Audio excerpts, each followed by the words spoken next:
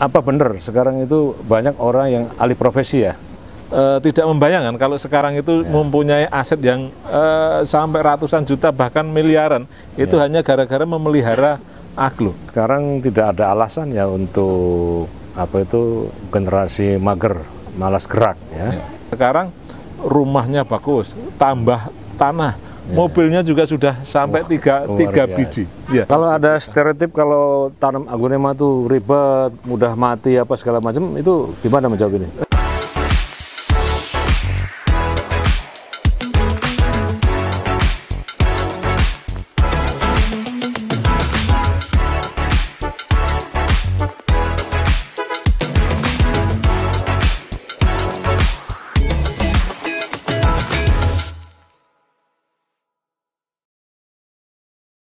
Assalamualaikum warahmatullahi wabarakatuh. Pemirsa dimanapun Anda berada, kembali di The Roof Pods, podcast HF Channel yang tentu mengundang berbagai macam narasumber, tokoh yang akan memberikan inspirasi kepada kita semua tentang pikiran-pikiran cerdas yang tentu mengajak kita untuk menjadi lebih baik dan lebih maju. Dan malam hari ini kita mengundang tokoh yang sangat menginspirasi kita, yaitu Gus Kholik. Assalamualaikum Gus. Waalaikumsalam.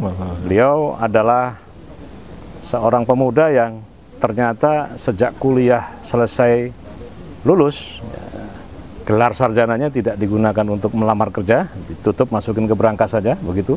Dan kemudian beliau merangkak brick by brick ya, dari mulai langkah-langkah kecil menjadi langkah-langkah besar, dan beliau sekarang menjadi seorang pebisnis yang kalau kita lihat jejak digitalnya sudah sangat masyhur ya. Beliau adalah sekarang salah satu petani agribisnis aglonema. Assalamualaikum Gus. Waalaikumsalam. Ya, alhamdulillah. Saya jadi terharu jadi termotivasi bahwa ternyata di tengah pandemik sebagian orang ini tidak bisa menghadapi pandemik, justru Gus Kholik ini melihat peluang aglonema. Ini sebetulnya pasar aglonema sejauh mana ini? Ya, kalau kita melihat peluang pasar aglonema sebetulnya cukup luas sekali. Ini dibuktikan pasar aglonema itu dari tahun 2002 sampai sekarang itu perjalanan pergerakan aglonema itu laku terus. Kalau harga naik turun itu biasa, tetapi bagi petani penurunan harga paling di titik terendah itu kalau 200% dari biaya produksi masih dapat. Sehingga sejelek-jeleknya itu ya. Sejelek-jeleknya. Sehingga itu bisnis itu aman. Aman dari sisi investasi itu aman. Dan tidak memerlukan lahan besar ya. Tidak. Jadi tinggal rumahan juga bisa ya. Bisa di rumahan, bisa di tinggal kita nanti mau ambil spesifikasinya seperti apa. Kalau punya lahan sedikit, kecil, ambil kelas-kelas yang koleksi. Kalau lahannya bisa memungkinkan agak banyak, nah ini bisa komplit. Mau yang sejenis-jenis rumah tangga gitu juga bisa dipelihara di situ. Dan apa benar sekarang itu banyak orang yang alih profesi ya? Atau yang pertama mungkin dari orang dulu nggak punya pekerjaan, yang bantu-bantu nggak jelas, tiba-tiba sekarang jadi pengusaha aglonema yang luar biasa. Waduh, orang yang tertolong karena berbisnis aglonema sudah cukup luar biasa. Banyak sekali ya? Banyak sekali ya. Teman-teman saya yang dari Lampung, itu yang tadinya pekerjaannya itu tidak membayangkan kalau sekarang itu mempunyai aset yang sampai ratusan juta bahkan miliaran itu hanya gara-gara memelihara aglo. Ada satu orang teman juga yang dulu itu dia jualan keren, tahu nggak keren? Tungku ya. Tungku. Kalau tungku dari di kampung Tanah Liat itu Tanah Liat, dia jual keliling, lalu dia itu melihat tanaman aglonema kok kayaknya bagus, lalu tungkunya itu ditukar sama aglonema. Dia kembangkan selama 3 tahun. Dia tidak berjualan dulu selama 3 tahun. Setelah dia indukannya banyak, diperbanyaklah aglonema, lalu baru diperjualbelikan. Nah di situ mungkin baru 4 tahun. Sekarang rumahnya bagus, tambah tanah, mobilnya juga sudah sampai 3 biji. Dan ternyata dia nular ke tetangga-tetangga, dan tetangga-tetangganya itu sekarang sudah berbisnis aglonema dan secara ekonomi cukup luar biasa. Itu di mana? Di Jogja? Di Lampung ada. Di Lampung. Ya, di Jogja juga ada. Nah, yang lebih menginspirasi saya itu ada teman di Magelang, sudah sepuh, umurnya itu 85 tahun dulu. Ya. Tetapi di usia 85 tahun, sementara banyak orang sudah pensiun, sudah tidak produktif, beliau masih produktif. 85 tahun? 85 tahun, sampai dia meninggal itu masih bisa produktif. Karena ya berbudidaya aglonema, karena sangat sederhana, sebetulnya enggak banyak memerlukan tenaga, pikiran yang cukup, kita bisa bertani saja sebetulnya. Jadi ternyata sekarang tidak ada alasan ya untuk generasi mager, malas gerak ya. Bahkan mungkin ini nggak terlalu banyak gerak justru ya. Nah, iya. Hanya harus banyak keahlian ya, kecerdasan menangkap peluang ya. Dan alhamdulillah ini Gus Holik sekarang ini dinobatkan sebagai Ketua Umum ASA, Asosiasi Aglonema Nusantara. Ya. Apa harapan-harapan ASA ini apa nih sekarang Gus Holik? Ya, harapan ASA Indonesia itu sampai saat ini belum bisa lepas dari impor tanaman hias dari negara-negara tetangga. Tahun 2004 sampai sekarang jutaan tanaman setiap tahun masuk ke Indonesia untuk memenuhi penghobi-penghobi di Indonesia.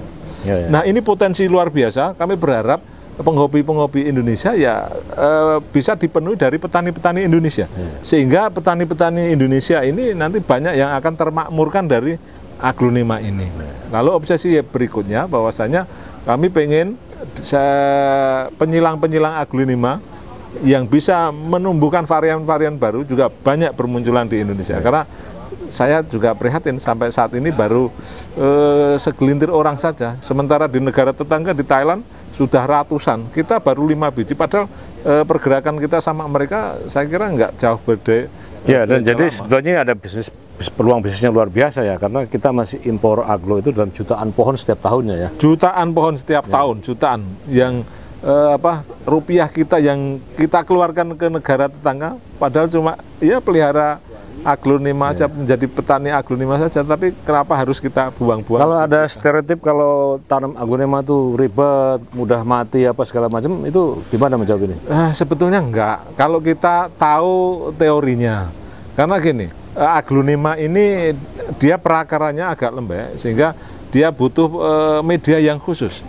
Sederhana, asalkan kita bisa tahu media yang tepat bagi aglonema, ini ya persentase kehidupannya tinggi. Jadi kunci pertama di media ya? Di media. Media tanah ya? Ya, media tanam. Karena gini, asumsi masyarakat bahwasanya pupuk kandang itu bagus buat tanaman gitu. Nah, beda dengan aglonema. Aglonema itu kalau dikasih pupuk kandang itu ya banyak yang trouble. Nah, padahal asumsi masyarakat pupuk kandang bagus untuk tanaman. Nah, jadi justru aglonema pakai pupuk apa tuh? Saya tidak ada pupuk kandangnya sama sekali. Terus pakai apa pupuknya? Jadi pupuknya ini dari pupuk organik yang dibuat dari dedaunan. Ada, jadi kalau media saya itu ada banyak untuk ada sekam bakar. Kompos ya? Bukan. Ada sekam bakar. Sekam mentah kita fermentasi. Sekam bakar ya. Sekam mentah kita fermentasi. Lalu kokovit, daun kaliandra, daun angdam, dolomit sama pasir malang. Itu kita campur jadi satu. Kita ramu, itu media ya. Itu jadilah media. Itu kandungan unsur hara dan pupuknya sudah sangat luar biasa. Ditambah nanti pupuk. Kalau pupuk itu untuk buah-buahan cocok ya tuh? Nggak, kurang cocok justru. Kurang cocok, ya. Tapi kalau untuk aglonema cocok gitu ya. Iya. Selain media, faktor cuaca gimana?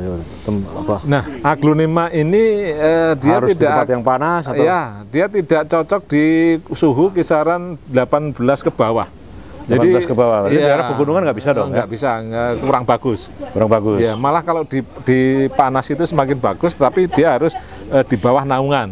Kalau panas kena terik langsung matahari, dia akan juga tidak kuat. Ya. Jadi justru daerah panas ya? Daerah panas. Daerah kita tropis ini panas justru. Ya, cocok. Sebetulnya cocok di Jakarta itu sangat cocok. Ya. Dan di hampir semua di Indonesia. Di Indonesia. Iya. Nah, untuk itu pemirsa dimanapun Anda berada, saya kira ini informasi yang nanti di segmen kedua juga Anda bisa menyaksikan ya. Banyak tips-tips dari Gus Holik ini tentang bagaimana bertanam aglonema sehingga ini bisa menjadi salah satu potensi dari pendapatan kita di masa yang akan datang. Amin, amin, amin. Dan Gus Solik kabarnya ini beliau juga punya angen-angen ya, pengen bikin semacam pusat aglonema Nusantara, taman aglonema Nusantara ya, yang bisa nanti masyarakat dari seluruh Indonesia bahkan dunia ya, bisa menemukan koleksi-koleksi yang langka, bisa belajar di situ, edukasi, diedukasi, ya selfie juga di situ, bisa selfie, tentu harus Instagramable, cocok buat konten-konten nanti. Mudah-mudahan mimpi ini bisa menjadi kenyataan. Amin, amin, amin. Karena ini juga it's my dream. Amin, amin. Mimpi kita juga. Iya. Mudah-mudahan demikian, pemirsa. Nanti saksikan terus ya, di The Roof Porch. Mudah-mudahan menginspirasi buat kita semua. Terima kasih, salam sehat, Gus Solik. Salam untuk teman-teman ASA. Ya, amin, amin. Insya Allah. Yang insya Allah juga akan menyelenggarakan kontes aglonema nasional. Ya. Yang bertempat di Jakarta. Di Jakarta pada bulan Mei. Itu setelah Lebaran kira-kira ya? Setelah Lebaran. Nanti kami mohon nanti Gus. Siap. Ya, itu bulan Syawal ya. Iya. Syawal saya akan support kegiatan ini. Amin. Terima kasih. Assalamualaikum. Waalaikumsalam warahmatullahi wabarakatuh.